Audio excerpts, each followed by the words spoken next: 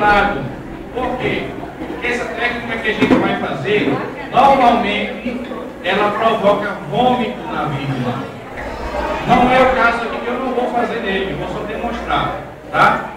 Nessa posição, o socorrista fica sobre a vítima,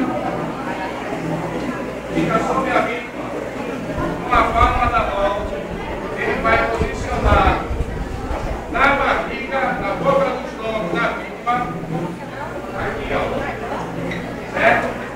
E vai praticar, ó,